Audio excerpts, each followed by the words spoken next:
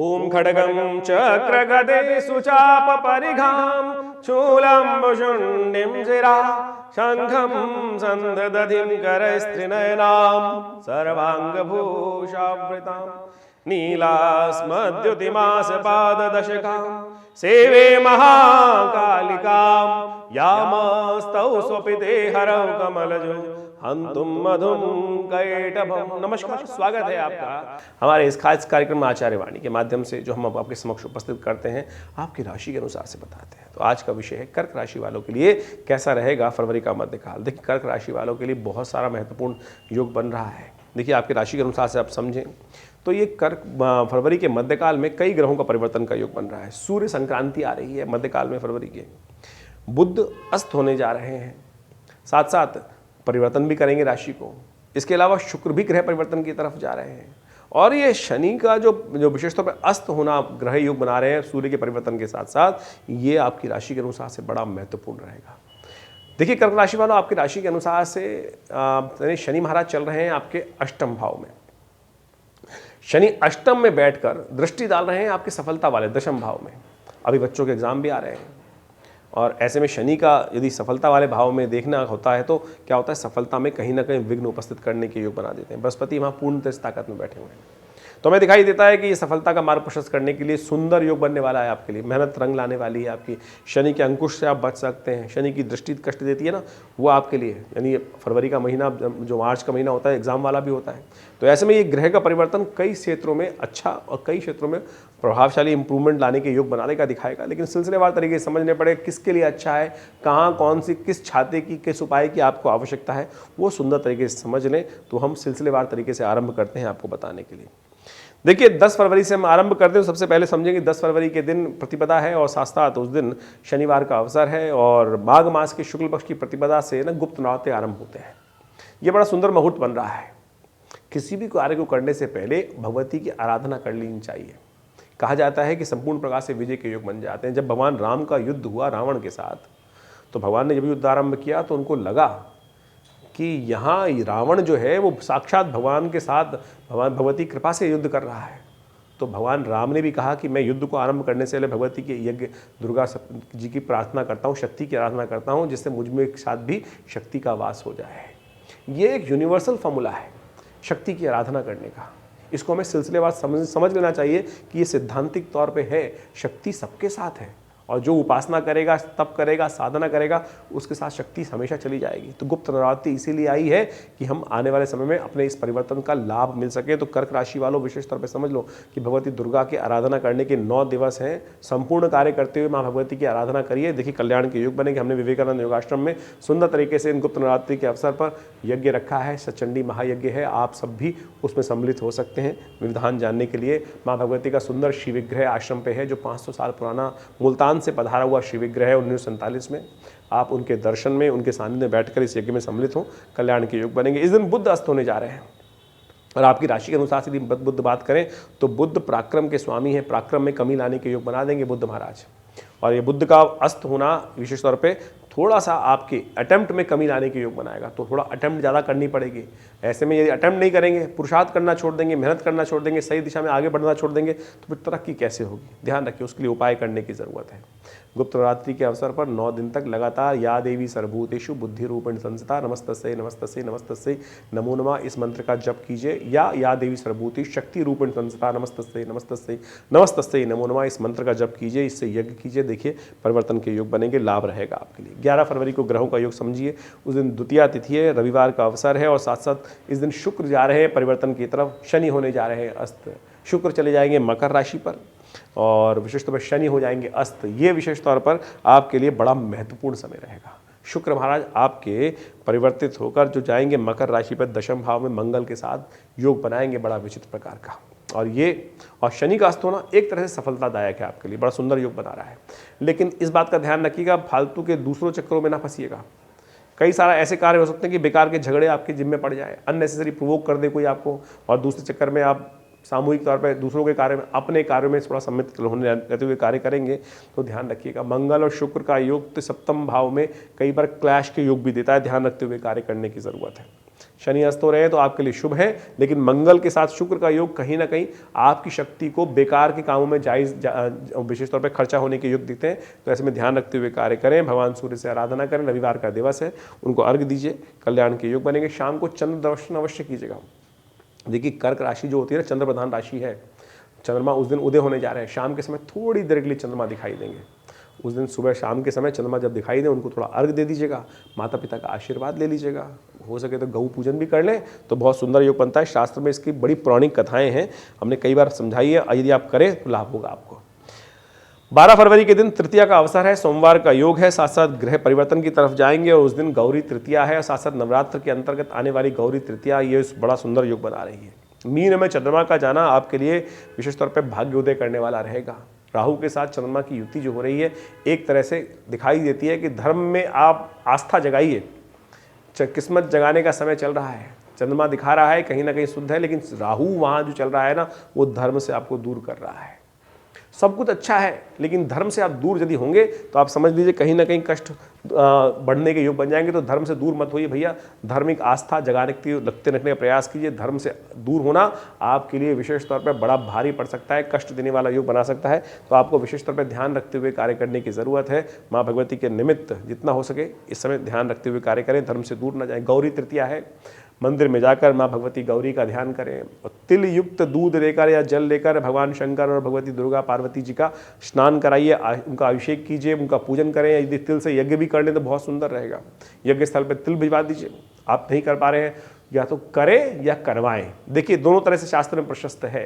यदि हम किसी व्यवस्था में फंस गए हैं और खुद सम्मिलित नहीं हो पा रहे हैं तो आपको अनुष्ठानित तौर पर उसके लिए योग बना सकते हैं। करने के लिए सुंदर तरीके से लाभ लेते हुए कार्य करने का आपको प्रयास करना चाहिए, सुंदर रहेगा आपके लिए। और हमने विवेकानंद योगाश्रम में आपको बताया ही गुप्त नवरात्रि में सुंदर यज्ञ का कार्यक्रम कर रखा है, और हम तो आमंत्रित करते रहते हैं समय समय पर आपके लिए, जन समुदाय के लिए, सबके लिए। ये सुंदर आश्रम दिल्ली में प्रतिष्ठित है और सुंदर तरीके से हमेशा यज्ञ 8 घंटे तो चलता ही है नित्यपति आश्रम पे। रविवार को सब लोग सम्मिलित हो सकते हैं। ये बात हमने कई बार आपको बताई है, तो आप कोशिश ये करें इस सब चीज़ का लाभ लेते हुए कार्य करेंगे तो सुंदर तरीके से आपके लिए अच्छा रहेगा। 13 तारीख को भी ग्रहों का योग बड़ा अनुकूल हो रहा है। इस दिन मंगलवार का अवसर है और साथ साथ अंगारक चतुर्थी का योग बन गया है। मंगलवार और चतुर्थी का योग बन रहा है। कहा जाता है मंगल को ठीक करने के लिए ना इससे सुंदर अवसर नहीं हो सकता। चतुर्थी और मंगलवार, इस समय में यदि भगवान का स्तवन कर लिया जाए, हनुमान जी का पाठ कर लिया जाए, दुर्गा जी का स्तवन कर लिया जाए, शिव का नाम ले लिया जाए, तो सब प्रकार से कष्टों को दूर करने के योग बन जाते हैं। इस दिन तो विशेष तौर पर ग्रहों का योग और भी है कि जो सूर्य है वो विशेष तौर पर परिवर्तित होकर सप्तम भाव से निकलकर अष्टम भाव में जा रहे हैं, कुंभ राशि में जा रहे हैं, जो विशेष तौर पर शनि को अस्त कर रहे हैं, बुध को अस्त कर रहे हैं। ये थोड़ा सा समय एक तरह से अच्छा भी है और थोड़ा सा कष्टकारी भी है। सप्तम भाव में जब सूर्य चल रहे थे थोड़ी एंजाइटी आपको बढ़ा रखा होगा, आपने फील किया होगा, अननेसेसरी थोड़ा सा गुस्सा, छोटी छोटी बातों में एकदम इरिटेशन हो रही थी, एंजाइटी बढ़ रही थी। उससे तो शांति प्राप्त करने का योग बन जाएगा, वो तो ठीक रहेगा। लेकिन एकादश में विशेष तौर पर शनि की राशि में पिता पुत्र, विशेष तौर पर शनि सूर्य पिता पुत्र हैं, और वहाँ जो शनि का सूर्य का योग बन रहा है ये ठीक नहीं है, विश्व के लिए भी ठीक नहीं है, कष्टकारी है और विशेष तौर पर द्वंद्वात्मक स्थिति उत्पन्न करता है। कई जगह प्रवोक हो सकते हैं। इस वक्त युद्ध विश्व में कई जगह चल रहे हैं और कोई नया फ्रंट भी खोल सकते हैं ये सूर्य और शनि का परिवर्तन। तो बस ध्यान ये रखना है कि आपको ध्यान रखना है कि कोई झगड़े में नहीं फंसना है, थोड़ा ध्यान, क्योंकि मंगल इस वक्त आपके सप्तम भाव में चल ही रहे हैं, वो कहीं ना कहीं झगड़े को बढ़ाने का प्रयास करते हैं। शांत होकर झगड़ों की माले में ना फंसे, जहाँ झगड़ा हो रहा हो अपने गली बदल लें, रास्ता बदल लें, तो आपके लिए अच्छा रहेगा। हनुमान चालीसा का पाठ करें, आपके लिए कल्याणकारी योग बनेंगे। एक बात का और ध्यान रखिएगा, 13, 14, 15 में गंडमूल नक्षत्र विद्यमान है, पहले रेवती और फिर अश्वनी। तो ऐसे में जो जातक जन्म ले रहे हैं उनकी मूल शक्ति माता पिता को अवश्य कराने का प्रयास करना चाहिए, अन्यथा वो पूरा जीवन भारी रहता है बच्चों के लिए। और 13 तारीख को भद्रा भी विद्यमान रहेगी, सूर्योदय से पहले ही आरंभ होगा और शाम को करीब करीब 6, सवा 6 बजे तक चलेगा। तो ऐसे में मूल विशेष तौर पर नए कार्यों को हाथ में लेने से बचना चाहिए, नए प्रोजेक्ट्स को हाथ में लेने से बचना चाहिए। 8 बज के शाम को 6:38 के बाद हाथ में लें तो अच्छा रहेगा। 14 फरवरी को पंचमी का अवसर, बुधवार का योग और साथ साथ बसंत पंचमी और श्री पंचमी का सुंदर योग बन रहा है और ये बड़ा सुंदर योग है। और ऐसे में कहा जाता है कि एक छोटा सा कार्य संपूर्ण रूप से कल्याण का योग बनाता है। माँ सरस्वती की आराधना, माँ लक्ष्मी की आराधना अवश्य करने का प्रयास करना चाहिए। ग्रह आपके बड़े अनुकूल बन रहे हैं, बृहस्पति के साथ चंद्रमा का योग बन रहा है और शनि अस्त हो चुके हैं। शनि की दृष्टि एक तरह से बृहस्पति पर जो पड़ रही है वो क्षीण हो चुकी है। बृहस्पति पूरी तरह से सफलता देने के आपकी राशि के अनुसार से योग बना रहे हैं तो सुंदर तरीके से, और चंद्रमा भी साथ में चले गए हैं तो धन लाभ के योग प्रशस्त होते दिखाई दे रहे हैं। ऐसे में और लाभ के लिए कोशिशें करें, भगवती महालक्ष्मी की भी आराधना करने। श्री पंचमी है, विशेष तौर पर बसंत पंचमी के दिन श्री पंचमी का भी सुंदर योग बनता है। महालक्ष्मी की भी पूजा की जानी चाहिए, सरस्वती जी की पूजा की जानी चाहिए। सुंदर तरीके से पीले चावलों का भोग लगाना चाहिए, हलवे का भोग लगाना चाहिए, पीले रंग केसर युक्त हलवे का, तो इससे भगवती की प्रसन्नता प्राप्त होती है। सुंदर उपाय करें, ये सब कल्याणकारी हैं आपके लिए। 15 फरवरी को षष्ठी का अवसर है, बृहस्पतिवार का अवसर है, ग्रह बड़े अनुकूल हैं आपके लिए और लाभ के मार्ग प्रशस्त हो रहे हैं। दशम भाव में सफलता के योग अच्छे बने हुए हैं, तो आप अपनी चाल में मस्त होकर काम करेंगे। पराक्रम पर ध्यान दीजिएगा, क्योंकि बुध चल रहे हैं अस्त, वो पराक्रम से भगाए नहीं तो आप बहुत सुंदर तरीके से लाभ लेते हुए कार्य कर सकते हैं। ऐसे में गुरुजन का पूजन, गुरुजन का आशीर्वाद, बड़े लोगों का कंसल्टेंसी दिमाग लेकर काम करने, क्योंकि बुध आपके अस्त हैं तो लेकिन आपको यदि सही समय पर बड़े लोगों का सजेशन मिल जाए, सही प्लानिंग में काम कर लें तो बहुत लाभ के योग बन सकते हैं। तो इसलिए बड़े लोगों के साथ बैठें, बातचीत करें, उनसे विचार लें, उनके विशेषता सानिध्य में रह के काम करना आपके लिए अच्छा रहेगा। बुध अस्त हो तो कोशिश करना चाहिए सानिध्य किसी अच्छे ज्ञानवान व्यक्ति का लेना चाहिए। किस्मत से बृहस्पति आपके लिए बहुत अच्छे चल रहे हैं, इस वक्त धन लाभ के योग बना रहे हैं, तो आप उनके साथ में रहते हुए काम करना अच्छा रहेगा। 16 फरवरी को सप्तमी तिथि है, शुक्रवार का अवसर है और इस दिन ग्रहों का परिवर्तन आपके लिए बड़ा अनुकूल दिखाई देता है और स्थिति बड़ी अच्छी बनी हुई है और साथ साथ उस दिन सूर्य का जन्मदिवस भी है। लेकिन आपकी राशि के अनुसार से सूर्य अष्टम भाव में जो चल रहे हैं वो एक महीने के लिए थोड़ा सा उतना महत्वपूर्ण स्थान आपके लिए नहीं रखते हैं, तो ध्यान रखते हुए कार्य करना है आपको। उस दिन सूर्य का जन्मदिवस है तो सूर्य के दुष्प्रभाव को दूर करने के लिए उस दिन सूर्य को अवश्य जल दें। थोड़ा जल में तिल डालकर, सफ़ेद तिल डालकर फिर भगवान को अर्घ्य दीजिए। देखिए आपके लिए कल्याणकारी योग बनेंगे और सूर्य आपके लिए पूरे महीने कल्याणकारी योग बनाने के अवसर प्रदान करेंगे। भद्रा रहेगी सुबह 8:54 पर से लेकर रात्रि में 8 बजे तक। ध्यान रखते हुए कार्य करें। 8:54 के बाद नया कार्य, नया प्रोजेक्ट हाथ में ना लें, उससे पहले आरंभ कर लीजिए, फिर करते रहिए, फिर ठीक रहेगा आपके लिए। 17 फरवरी का सुंदर योग है, अष्टमी की तिथि है और साथ साथ शनिवार का अवसर है। देखिए 17 फरवरी 8 नंबर, अष्टमी तिथि 8 नंबर, दोनों नंबर शनि के, शनिवार के दिन ये सुंदर योग पड़ रहा है और दिन बड़ा सुंदर है और महादुर्गा अष्टमी का अवसर है। महादुर्गा अष्टमी है, महादुर्गा जी की विशेष तौर पर क्यों गुप्त नवरात्रि चल रही है। गुप्त रूप से भगवती की पूजन चुपचाप बैठकर करें, बिना कोई ढिंढोरा पीटे हुए। देखिए विजय के योग बनेंगे, सुंदर तरीके से लाभ के योग बनेंगे। हमने विवेकानंद योगाश्रम में सुंदर तरीके से यज्ञ चल ही रहा है गुप्त नवरात्रि का, और ऐसे में यज्ञ भी रहेगा बहुत सुंदर तरीके से। आप भी इसमें सम्मिलित होकर अपने नाम से दिव्य पंडितों के द्वारा, योग्य पंडितों के द्वारा आहुति प्रदान करवाने की व्यवस्था बनाएं, कल्याण होगा। सर्वार्थ सिद्ध योग विद्यमान है जो सुबह 8:46 से लेकर अगले दिन सुबह तक विद्यमान है। इसका मुहूर्त का लाभ लेते हुए कार्य करना आपके लिए सुंदर रहेगा। 18 फरवरी को नौमी तिथि है और साथ साथ रविवार का अवसर है। गुप्त नवरात्रि का अंतिम दिवस है, महानवमी है गुप्त नवरात्रि की। और हमने विवेकानंद योग आश्रम में इस दिन विशेष तौर पर बड़ा यज्ञ रखा है। सुबह 7 बजे से आरंभ होगा यज्ञ और करीब करीब 11 बजे तक दोपहर को चलेगा। भंडारे के साथ, पूर्णाहुति के साथ संपन्न रहेगा। आप सब लोग सादर आमंत्रित हैं इस दिन गुप्त नवरात्रि के महायज्ञ में अवसर लेने के लिए। ग्रह योग बड़े सुंदर बने हुए हैं, लाभ के योग प्रशस्त हो रहे हैं आपके लिए। सुंदर तरीके से ध्यान रखते हुए कार्य करने की जरूरत है। चंद्रमा का योग जिस प्रकार का बन रहा है, उच्च के होकर चंद्रमा लाभ वाले स्थान पर जिस प्रकार से बैठे हुए हैं शनि के साथ, ये विशेष तौर पर ग्रह योग आपके लिए सुंदर तरीके से बनाने की अवस्थित कर रहे हैं। लाभ के मार्ग प्रशस्त करते दिखाई दे रहे। एकादश शनि के का भाव माना जाता है, एकादश भाव, वहाँ शुक्र की राशि उच्च के होकर चंद्रमा का योग जो बन रहा है बड़ा सुंदर आपके लिए बना है। ऐसे में लाभ लेते हुए कार्य करें। भगवत कीर्ति की विशेष तौर पर पूजा भी करना आपके लिए कल्याणकारी रहेगा। 19 फरवरी को ग्रहों का योग दिखाता है विशेष तौर पर दशमी तिथि, और बुध उस दिन जाएंगे कुंभ राशि पर। बुध का अष्टम भाव में जाना, राशि के अनुसार से परिवर्तित होकर अस्त स्थिति में जाना, सूर्य के साथ जाना, ये विशेष तौर पर विप्लवकारी योग है। ग्रहों का परिवर्तन किस प्रकार से आपकी राशि में खेल खेल रहा है, इन सबको एनालाइज करने के लिए हम एक छोटे से तरीके से, यानी राशि के हिसाब से आपके समक्ष संपूर्ण रूप से दिन पर दिन क्या आप ग्रहों का योग रहेगा बताने का प्रयास करते हैं। और आप सबको भी इन चीज़ों को समझते हुए कार्य करने का प्रयास करना चाहिए। देखिए राशि तो एक पहलू है, लेकिन इसके अलावा भी जन्मपत्री को अच्छे से एनालाइज करने की ज़रूरत होती है कि जन्मपत्री में राशि कौन सी है, लग्न कौन सी है, नवांश में किस प्रकार के ग्रह योग बना रहे हैं।